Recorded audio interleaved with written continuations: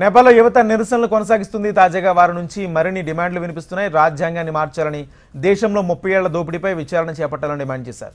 నిరసనలో మరణించిన వారికి అమరవీరులుగా గుర్తించి పరిహారం ఇవ్వాలని కోరుతున్నారు.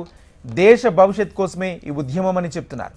కొత్త రాజకీయ వ్యవస్థ వస్తేనే శాంతి స్థాపన జరుగుతుందని నిరసనకారులు అంటున్నారు. నేపాల్లో జంజట్ ఆగ్రహంతో అల్లకల్లోలమైన పరిస్థితులను అదుపులోకి తీసుకొచ్చేందుకు ఆ దేశ ఆర్మీ రంగంలోకి దిగింది. కర్ఫ్యూ ప్రకటించింది. మరోవైపు నేపాల్ అధ్యక్షుడు రామచంద్ర పాడేల్ నిరసనకారుల బృందంతో సమావేశం కానున్నారు. ఈ నేపథ్యంలో యువాలు ఆందోళనకారులను తమ డిమాండ్లను వెల్లడించారు. రాజ్యాంగాన్ని తిరిగి రాయాలని డిమాండ్ చేశారు. ఈ పరిణామాలను నిశ్చితంగా గమనిస్తున్న భారత్ సరిహద్దుల వద్ద భద్రతను కట్టుదిట్టం చేసింది.